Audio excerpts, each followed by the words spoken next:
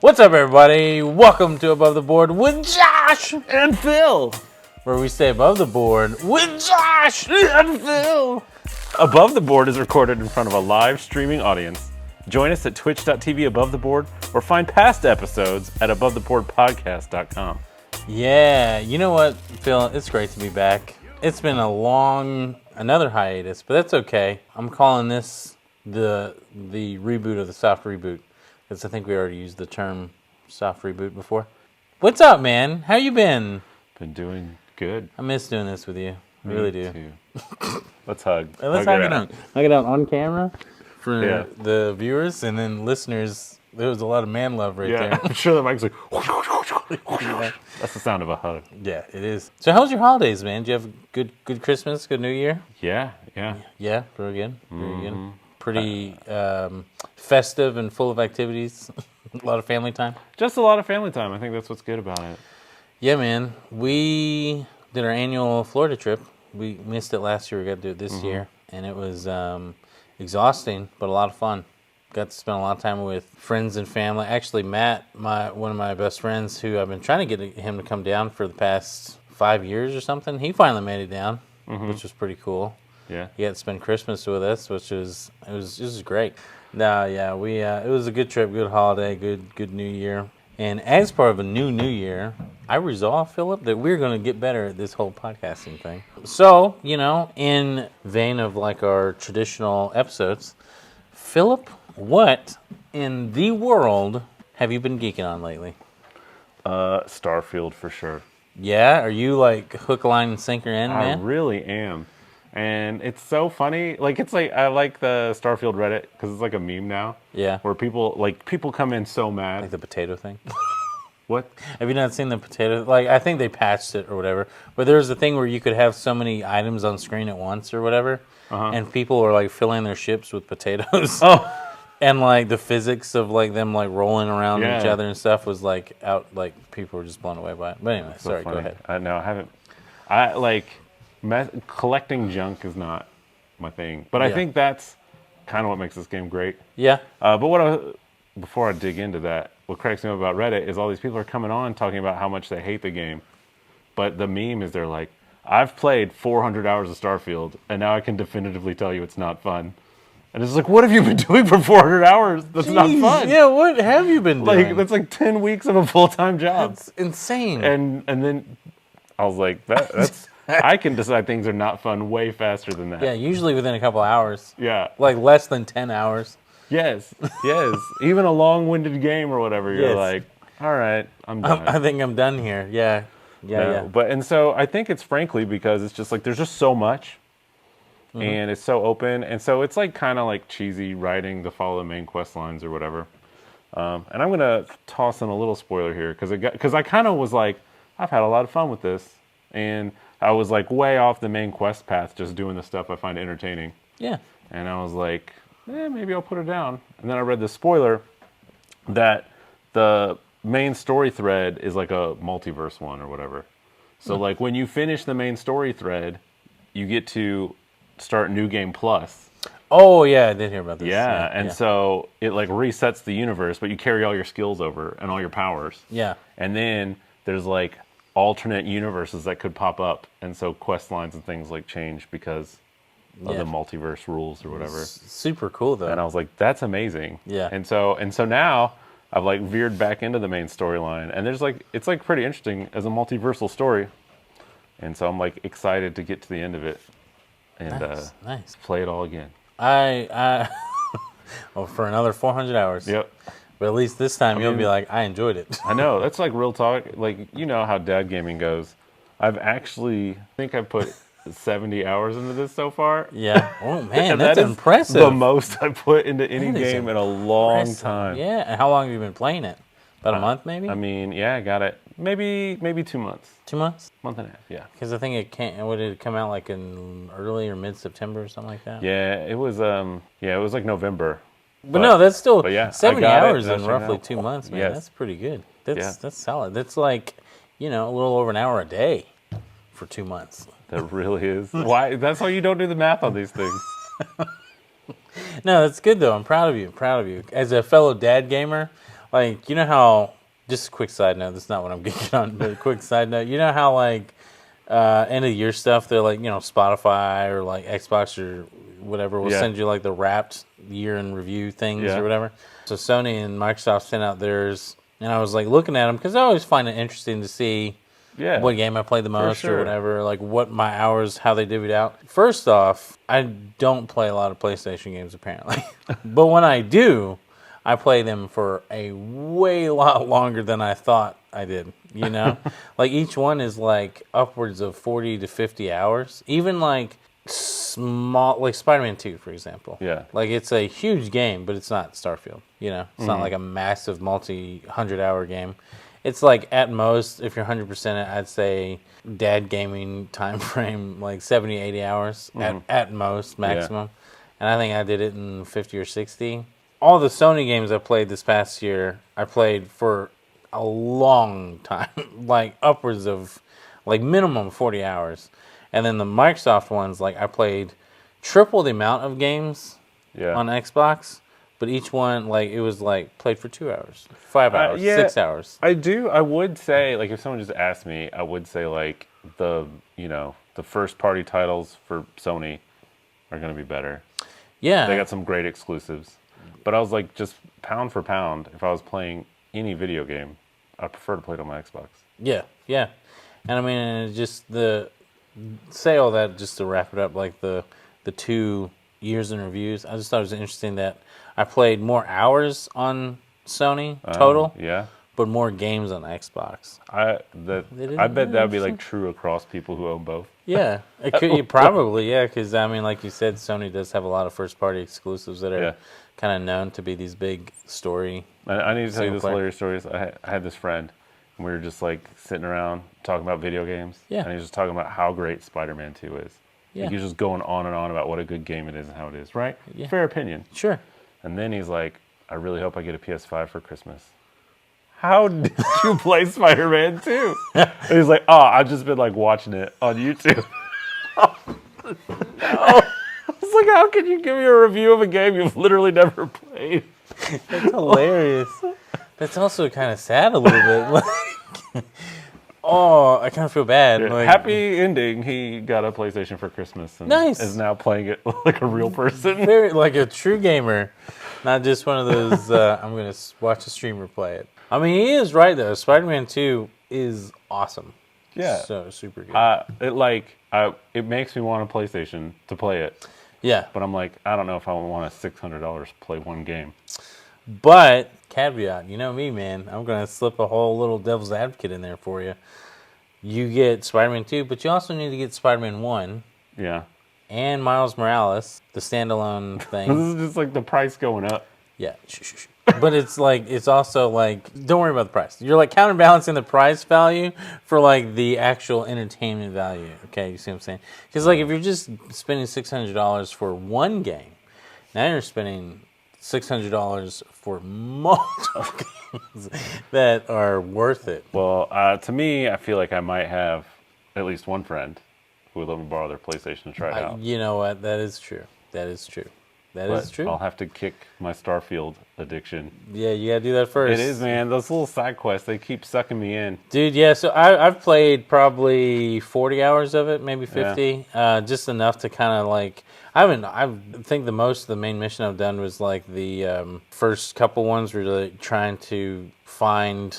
Yeah, they're like real dumb. Yeah. And that's why I was like, I'll just explore. Who cares like about this main quest very line? Like almost like Mass Effect 1-y. Like go to this planet and find this person, you know, and then it kind of blossoms from there. Then like the later missions that get you towards like the New Game Plus, they're like real interesting. They're real good. I love the exploration of Starfield. Like more so than, in my opinion, and maybe I just like science fiction more than fantasy, but more so than Skyrim. Like, I like the whole, you go into a star system and you can fly around like a planet, like an orbit or whatever, and like find areas where there's like an abandoned ship or something. Yeah. Or like in Disable Pirates, board them and like you can take them out or you can like subdue them essentially. Like, it's so cool. No, there's so many cool things. Like, I found one that was just like this like abandoned starbase.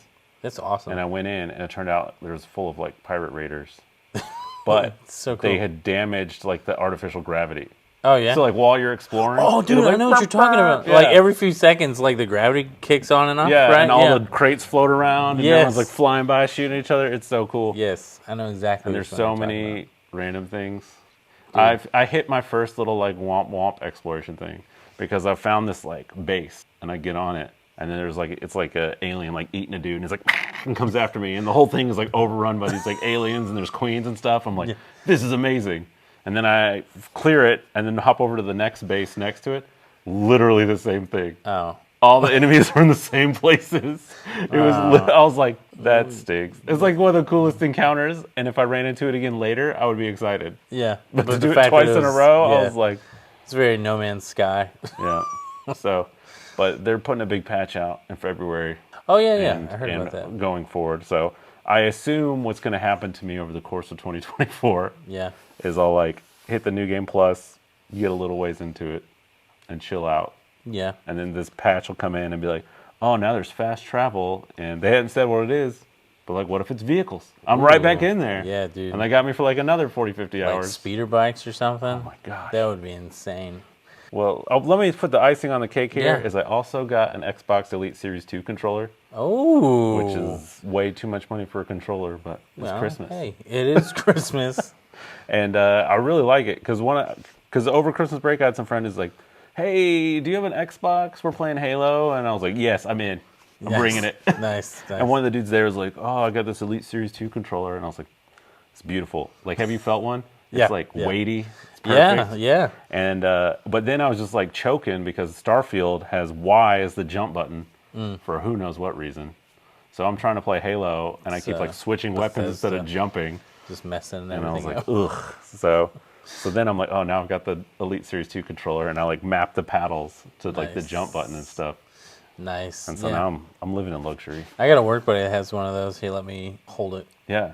I haven't played anything with it, but I at least held it. I was like, ooh, this is like, you can brain somebody with this thing. Oh yeah, it's hefty. Like, it's pretty But- sweet.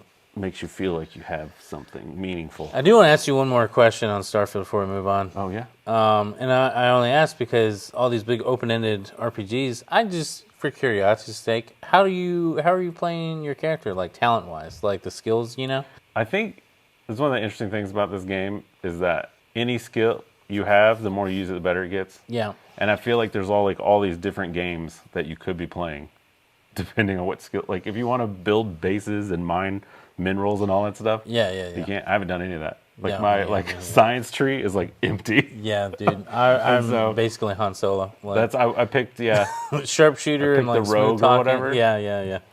I was started with the pistols, Yeah. and I really enjoyed shooting pistols. But then I like maxed it out, and you can't go further down the tree until you have like 2 skills learned. So when I took rifles, and so far I've found way better rifles than I had pistols. Sometimes I got this monster pistol recently that's just like one-shotting people. Nice. And then I took the jetpack skill. That's why I've been Nice. jumping so much. Nice. Like when you peek out, there's like a second jetpack skill. When you max it out, while you're in the air, you can hover while aiming, and time goes in slow motion. Seems ridiculously really fun. OP, but also fun. And whenever you boost, you set people on fire and knock them over. That's hilarious. Like if they're standing next to you. Yeah. That's so fun. And then like it is like what I thought was like I was like, what do you do? So I get the skill where it's like whenever you boost, you can knock people over. Then it's Yeah. like knock over 30 people if you want to get to level 2 of the skill. Okay. So I'm like running towards people in battle. I'm like just to make them fall over. Yeah, just to max it out. That's so funny. That's awesome. So let's see. My turn? It's my turn? Yeah. Okay, so it is award season for movies, right? So, they just had the Golden Globes, and we're getting ready to go into the Academy Awards and all that other stuff in the next couple months. So I've been trying to catch up on all my, Oscar-bait, Academy, or award-bait movies, all right. So I've watched Killers of the Flower Moon. You put as much time as I played Starfield. Dude, quick tangent. I love Martin Scorsese. I love old Marty, but I don't appreciate the fact that he puts way too much time for these movies. Yeah. It's almost 4 hours long. I know. No film. I'm sorry. No film. Nothing should be over like maximum like 3 hours, 10 minutes. you know? Dude, and that's what gotta I think be is like funny is I'm like, remember those really long movies when we were a kid? Like Apollo 13? yeah. It's like an hour 50. Yeah, dude. And it like doesn't even crack 2 hours. And I'm No. like, what? Yeah. Are you serious? How is that not a 4-hour movie? Absolutely. And there's another one, The Pianist. Did you ever see The Pianist? Oh, no, I haven't. With Adrian Brody? No, I know what you're talking about. I felt like that was like a 5-hour movie, but it's it's 2 hours, at least 2 Yeah. hours, but it feels like it should have been a show. Yeah. You know what I mean?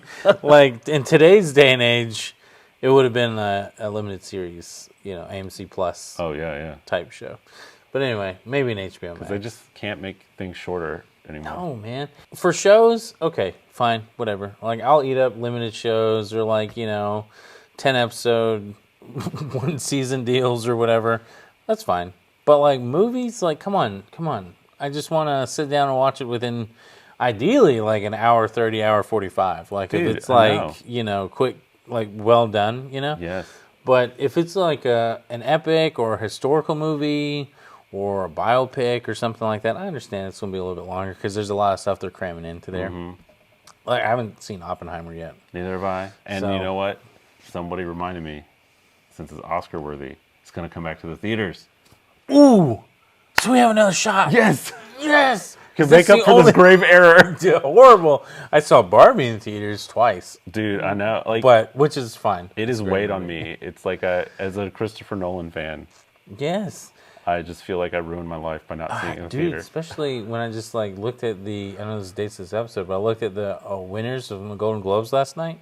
Like it did really well. Like it swept. Oh, yeah. Like it got Best Picture for drama. He won for Best Director for drama. Nolan did. Cillian Murphy and Robert De Niro. Robert Downey Jr.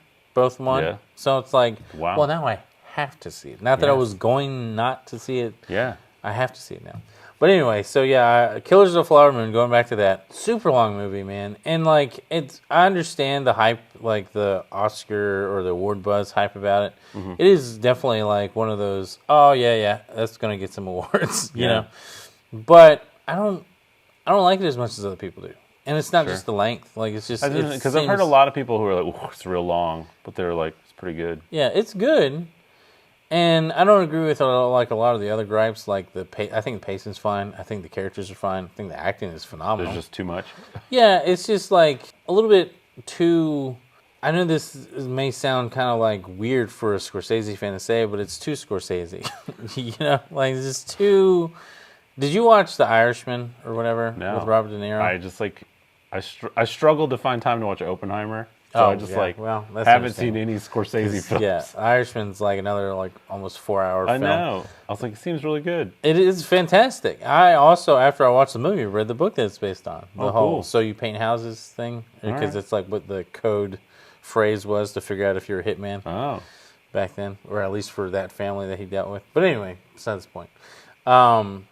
That movie is a very Scorsese film, just like Goodfellas stretched Yeah, out, And Killers of Flower Moon, like it's interesting, and again, it's acted well and it's paced well, but it's just also like there's so many times where I was like kind of zoned out, you know what I mean? And I think it was just too much of that like what's the word I'm looking for? Kind of old school noir, but not in an interesting way. If that Gotcha. makes any Okay. sense, you know what I mean? Like it's just Yeah. kind of like drawing on a little bit. But so I saw that. I also recently watched Napoleon. How was that? It is, Because I almost saw it, but the reviews are kind of like meh. yeah, So- no, I liked it a lot. The battle scenes are amazing. Oh, I didn't even think. I'm so dumb. The battle scenes They are would be incredible. incredible. Yeah, they're so good. Ridley Scott knows how to shoot. Yeah. Epic like- war. Yes. And, Yeah. and I completely forgot how well he can do that until Napoleon. And I was like, Yeah. man. And I didn't even see it on the big screen. I just Sure. watched it at home or whatever. And I was like, man, this would have been amazing to see on a theater. I do understand the gripes about that one where people are talking about how like there's a lot of leeway, I guess, with like Napoleon's story, like, his personal life, and like Sure. there's a lot of focus in the movie about his sex life with his wife, which is kind of okay. weird. It's kind of weird to see Joaquin Phoenix in that kind of role. I usually think of him doing that with a phone. Yeah, exactly. Voiced by, wasn't it Scarlett Johansson? Yeah.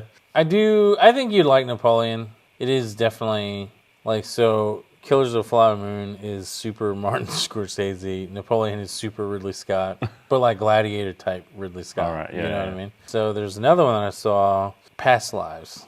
It's a smaller budget film, and I don't know if it released in theaters here in the U.S. or not. Okay. But it just came on to streaming where you can rent it, and I watched it with one of my cousins, and it's really good. It's actually about these immigrants from Korea, South Korea, I believe, that came over to New York, and they or their families, their separate families came over to New York, and they knew each other's kids, and then they didn't talk to each other for like 20-something years. And the movie's about them. It's basically a rom-com drama Okay. movie, but like I really enjoyed it. Like it was really well done. It's not a foreign film, I don't think. It could be like marketed as such because I really don't think it released in the US, or if it did, it was like a super limited release, like one of those. Is it in English? Yeah, it is in English. Oh. You know how a lot of these like indie films or smaller budget films are, A24 films, you know? Right, like, right. Unless there's a lot of money behind them, they might get a limited release for a little bit, and then they come out streaming. The fact that advertising budgets are such a big part of film costs like blows my mind. Yeah, marketing is insane for any film, regardless of what the studio is. But yeah, so I definitely recommend at least 2 of those 3. And Killers of the Flower Moon, I would recommend if you have 4 hours to spare in one sitting. If you enjoy it, the one thing that I loved about it that like just made me super giddy is like a cinematic, nerd, was a Scorsese film with DiCaprio and De Niro in it together. Yeah, I'm sure. It was great. That was awesome. I just caught up on Loki. Ooh, did you watch all of season 2? Yeah. Yes, it's so good. I'm so happy for you. I like some about Owen Wilson just like describing things that are obvious. So good to me. So funny. Like I love Owen Wilson in it. Yeah, Mobius. I loved Ouroboros. Yes. The guy from Everything Everywhere All at Once. Yeah. He was great too. There's so much like I really enjoyed like the dialogue and the characters interacting. Yeah. I feel like it relied a lot on some things from season 1 I just did not remember at all. Yeah, a little bit, yeah. But it filled it in fine. To me, the funniest thing to me though was, I feel like I've talked to you about this before, where it's like one of the things I don't like about these superhero movies is like the stakes are so high they're unrelatable, and that's why I'm always like I like teen dramas because the stakes are super relatable. They're so low that it's exciting. Like this one to me cracked me up because the stakes, like it was beyond the world ending, it was beyond the universe ending. It was all timelines ever ending. Yeah. And so they like had to like, because those stakes are so it's like how people don't know the difference between $1 billion and $1 trillion. You know? Like I know they're 1,000x apart. Yeah. But I can't imagine anything that a trillionaire would do that a billionaire wouldn't do. You know? It's very true. It's very true. And so I felt like they had to like keep reminding you every time they're like, think of all those lives. Yeah. And, there's a lot of and they're like, they're destroying the timelines. All the lives. And I was like, they're just like a line on your TV screen. Like, how are you this concerned about it? Why are you freaking out? Yeah. And they were like trying to give everyone a hard time. Like, you just don't think about all the lives. It's just like, who could? But then they do that one episode where they're like, oh yeah, you remember those lives we've been talking about all season? Well, we're going to show you a record shopkeeper that seems real nice. Yeah. And then we're going to watch him get ripped apart because his timeline ended. Well, that's what I like, and that's like that's case and point. Yeah. I cared a lot about that guy because I had a moment with him. And he had a sweet story. His story was awesome. 0% cared about every timeline that got destroyed. Oh, man. Because I'm a ruthless. monster, You're apparently. ruthless. You're he who remains. Yeah. Dude, but that kind of finale where it was like cutting back to that final scene of season 1 where they were like talking with him again, that was really good. So good. I liked him figuring out his little time hopping thing and all that stuff. Yeah, and then his like ultimate destiny being like the timekeeper. Yeah. For all time, always. I know. So good. That was a really cool ending. I like how he got his OG costume back, like when he was like walking out. To, Yeah, he's like, the... it's on. I'm doing it. Yeah. That was really cool.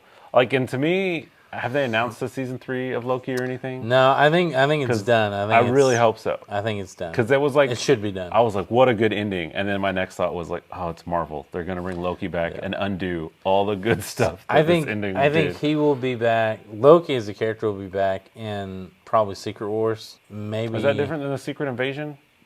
Huh? Yeah. Oh. So Secret Invasion was the one Marvel with secrets. the one with Skrull. Secret Wars is the end game, or it will be the end game to this saga. I think Loki will show up in like the Secret Wars. Like I said, it's the end game of the multiverse. Mm-hmm. So I don't think they're gonna undo anything.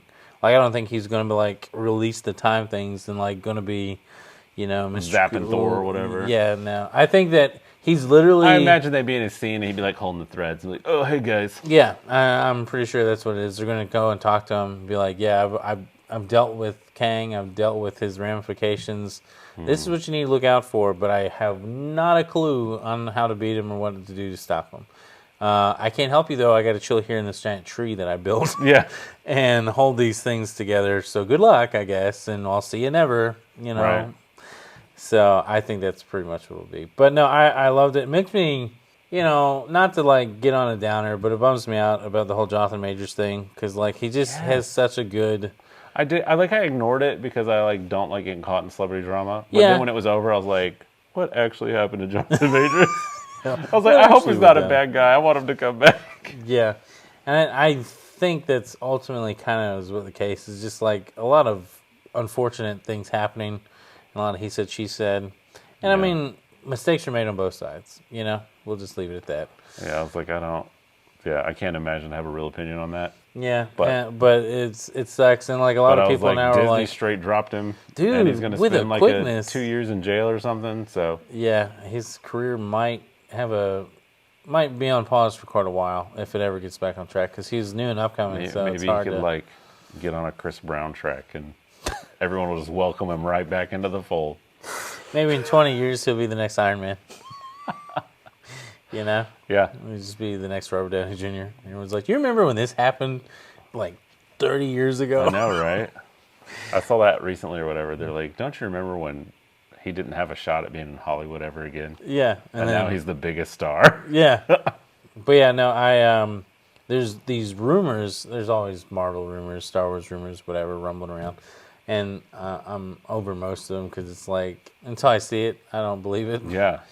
But the rumor currently is that Disney's looking at hiring Coleman Domingo, who plays Victor in Fear the Walking Dead. The con man guy. Oh, I like him a lot as an actor. Yeah. I think he's a great actor. So they're wanting to bring him on as like an older Kang, like a Kang Prime. Oh, okay. So one that's like 20, 30 years older than I thought they would just let Don Cheadle do it. Just confuse everybody. Like, hey guys, it's Kang. They should go to a multiverse where Don Cheadle is just all the characters. Every single character. He's got like a wig. He's like, I'm Black Widow. He's all like red hair. He's like shooting arrows. It's so good. That would be fantastic. I'd pay money in a theater to see that. Be like, can I see the Don Cheadle? Don't even give it the name. Like, Don Cheadleverse? It has like an actual name. You're like, I just want to see the Don Cheadle Marvel movie, please. That's like everyone's like, back sure. in the day when I saw The Social Network. I was like, 2 for The Social Network. And that dude is like, you're literally the first person who used the title of the movie. Everyone's like, the Facebook movie. Yeah. That's hilarious. That's how it'd be. 2 for Don Cheadle. 2 for Don Cheadle, please. Don Cheadle kills Marvel. It's Deadpool kills Marvel. Why not Don Cheadle kills Marvel? He's like real life Deadpool. Could you imagine if you're just hanging out with someone who broke the fourth wall all the time? But you're like, there's no fourth wall. I'd be insanely annoyed constantly around them. I'd be like, I don't think I can be your friend. Josh didn't know it, but I was breaking the fourth wall. So I gotta go. Anyway, okay, whose turn is it? That was me with Loki. Loki? What okay. are you geeking on? What am I geeking on? So for Christmas, I got Alan Wake 2, going back to video games. Okay. Did you ever play the first one? First Alan Wake? No. It is It's awesome. set in this weird space where like I remembered all the hype building up to it, Yeah. and then it released to like a wah wah, like it was like real buggy or something, and then Yeah, they like yeah. patched it, and then then it's like it's- a classic, Yeah. and I just like missed it, Well, now and now everyone's like Alan Wake 2 is the best game ever. yeah. Well, I mean, I mean, it's I not don't- a Sony original. you know, it's not. But no, it's good. Well, it's better than good. It is great. It's awesome. The studio that does it, Remedy, they did Control a few years ago. I don't know if you remember hearing about that I one. did. I heard about that. That seemed cool. Yeah, that one's awesome. That's one of my favorite ones. They also did Quantum Break with the guy who played Iceman in the original X-Men movies. Yes, that is such an old Yeah. game. Yeah. That was another one where I followed. I was like, oh, genre bending. Yeah. Time travel. It's gonna be the best game. Like, oh man, I'm so glad I quit following video game hype train. Yeah. I'm basically at that point. I remember there was a time where you're like, I don't do physical copies anymore. I'm like, man, that's so weird. How can you not do it? And now I'm like, I can't own a physical copy of a game. I feel like a vagabond or something like A plebe. yeah, so I have a disc. And then now it's like Like Indiana Jones, you're like, and then a boulder chases me in my living I'm room. like, oh, so much work just to play a video game. I get hit with poison darts. But now I'm like hype trains because of like all the different. There's so much politics and everything in entertainment anymore. Like it's not just entertainment for entertainment. It's like the people are mad at this person. There's cancel culture. There's this. There's that. There's this. And I mean, I understand that times change and things evolve. I get that. That's fine. Yeah. You know what I mean? But the hype trains for like games to like follow it from like inception to being played, it's ridiculous. Oh yeah, because it's what I just sometimes wonder if it's like a teenager versus an adult thing, or is it just like you've been playing video games long enough, you now know their tricks, or what it is. I think because like Fable, the original Fable was one for me. Like I like convince people not to buy PlayStations or whatever to get an Xbox because this game Fable was coming out. Yeah. And that Peter Molyneux hype was incredible. Like I was like, bro, it has a hard drive. And so if you step on a baby tree, it will not be a full-grown tree 10 years later in the game. And all that stuff or whatever. And then it comes out and it's like, bad Zelda. And I was like... Bad M-rated Zelda. I was like, ugh. And Fable 2 I really, really liked, but Fable 1 was the biggest sad trombone. And like I even saw an interview with Peter Molyneux where he was like, I'm never talking about in a game I haven't released ever again. And you haven't heard him. You haven't heard from him since. No, he learned. He learned. He got over his own hype train, I guess. I was gonna say, like, I loved following him just because he was like loves game design. I think he's a brilliant game designer, and just talking about game design, he's great to listen to. And so I'm like sad he's gone, really, but I get it. Yeah, because we ruined him. We canceled him before it was cool. It's like the same dude that the Sean, I don't know his name, Sean something or other, the head developer for No Man's Sky. Yeah. Well, he got roasted alive, didn't he, when No Man's Sky came out? I've never seen someone get so much hatred. I was like, I can't believe he stuck to his game. Oh, boy, he did. He's I was still like- there, I think. Like, I feel like a more believable end to that story is he's like working at some Walmart. I know, right? I was gonna say just like a database engineer somewhere, Yeah. but yeah, he's like, no, I'm just gonna stock shelves. With his AirPods. Yeah. He doesn't even Just greet people. don't Just don't talk to me. Don't look at me, please. Thank you. You Yeah. can't put me on the schedule for a greeter. I quit. I'm not old enough. Don't you understand? I'm not old enough. But yeah, no. We just thought you were such a burn victim for all that online flaming. We thought that you could handle it, but I guess not. Better get to those shells, stock boy. But yeah, no, going back to Remedy and Alan Wake and all that. So Alan Wake 1 I loved because it was very Twins Peak-esque, David Lynchian, you know, that kind of weird thriller, horror element, you know. Oh yeah. And then Alan Wake 2 takes it to like a whole new level in a good way. Like it just like elevates. Like there's Alan Wake 2 is one of those games where like you hear all the hype about it, like and it's won a ton of awards and all this stuff, and people are like, you know, game of the year, game of the year, game of the year. I understand all that, but it's like such a hard game to describe on paper or like in person, like without you playing it. Sure. What is the game? You know? Yeah. Because like the best way I can do, because my father-in-law watched me play the opening I don't know, 45 minutes of it one day while we were on vacation. He was like, "What's this game?" And I was like, "Well, I don't know. Let's find out together. We'll go on this journey." Both got the crap scared out of us within the first 5 minutes, which is hilarious, by the way. Shout out to Dave. His scared screams are very funny. Nice. But the premise is that so Alan Wake, in between the first and second game, he's trapped in an alternate, like, dark supernatural dimension. Okay. All right. And there's a serial killer in Alan Wake 2 that is like kind of like ties to like a cult kind of thing that are killing people, are going missing in the woods, and then their bodies with like ritualistic weird things going on, dismemberment, carving, stuff like that. Ugh. And it's tied to this like pagan cult. All this taking place, by the way, in the Pacific Northwest. Okay. Kind of like the mysterious, yeah. like, All right. Redwoods. Yeah.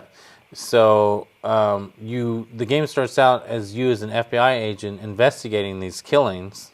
Okay. So not as Alan Wake? No. Okay. You're a brand new character that's never been referenced before in any Remedy game. Okay.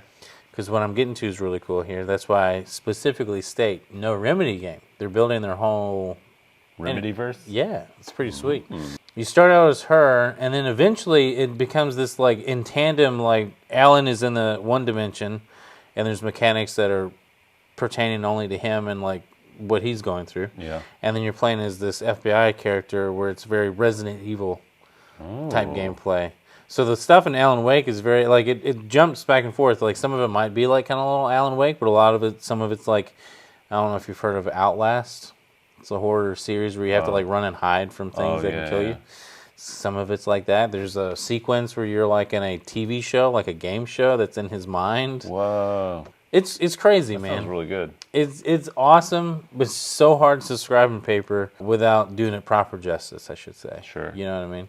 The Resident Evil feel of like the FBI stuff when you're playing as her is great. You know, the mechanics. So the big mechanic of Alan Wake 1 for the combat purpose is that you shine a light on the bad guys because they're covered in this like icky darkness stuff. And then, like the light burns the darkness off, and then you can do damage to them. That carries over, but they've obviously elevated it for the sequel. And I don't want to, if you ever do play it, I don't want to spoil like a lot of the new stuff that they do for it, but it's kind of a cool concept there. But anyway, so yeah, Alan Wake 2, super cool. Super hard to like tell you what it is without you watching it or playing it yourself. You know what I mean? I'll play it by watching it on YouTube. Yeah, please do. And then get back with me and be like, did you get to this part yet? No, don't spoil it. Play it like a human. What about you, Phil? Anything else that you're geeking on? I think my last one, I'm going to geek on something for you. Ooh. Wyrmspan. Have you seen this? Wyrmspan? Like WYRM, like a fantasy dragon. Okay, A okay. worm. Okay. Wyrmspan. It's a new wingspan based on dragons. Oh, what? Yes. Is this a board game? Yes. Oh! The people who made Wingspan are way. making No way. yes, Wyrmspan. Dude. It's you excavate caves so you can lay your dragon eggs. You know that Same feeling. game. You know that feeling you're getting ready to go down a roller coaster. Yeah. And you're super hyped. Dude, that's me right now. I'm about to start screaming. Emily's gonna be like, "What is happening?" Dude, I know. I'm so pumped. I was like, I'm surprised you haven't heard it. I'm so pumped because I was also like telling somebody, I was like, Wingspan is a really good game, but something about being a bird enthusiastic doesn't do it for me. I was actually telling Luke, and he's like, I'm a bird enthusiast. I'm like, Luke, hi. And he's like, pulls out his phone. He's got an app for listening to bird sounds. Who's laughing And now? He's like, I've been trying to find a crested grackle. It should be around here this time of year. So I was like, oh, it's cool. I love hearing people who are excited about a specific topic. But I was just like, oh, okay, there are bird enthusiasts, but I'm a dragon enthusiast. Dude, that's awesome. So it's yeah. the same Yeah. team? Yeah, same designer. Like same kind of like you're going to lay out dragons and trigger them on their lanes and everything. Dude, I'm so hyped. Yeah, and I think there's like a new mechanic about excavating space to lay dragon eggs or whatever, but... Is this coming out this year? Yeah, No, I bet so it debuts at Geeking. I bet it does. Can't wait. Cannot wait. Dude, I'm looking this up. The instant I'm driving home, I'm be like, Dude, I know. It's just like a press release, you know, and like half a screenshot of the board with an egg on it, you know, and I'm like, I want to see more. Dude. I'm ready for this. It's so funny because when you explain. That was some awesome geeking. We hit some technical difficulties, so you missed us talking about Monarch Legacy of Monsters and For All Mankind Season 4. Then we were about to play Cartographers, but that whole episode got lost too. Super fun game though. We got to draw maps. Well, thanks for listening, and we'll record something properly soon. You made it to the end of the podcast. Thanks for listening. Make sure to review, subscribe, like, heart, thumbs up, star, or whatever your listening platform lets you do to say we're something a human could listen to. You can message us on Twitter, Facebook, or Anchor.fm with all complaints and corrections. All the links you need are on AboveTheBoardPodcast.com. Stay above the board. With Josh and Phil.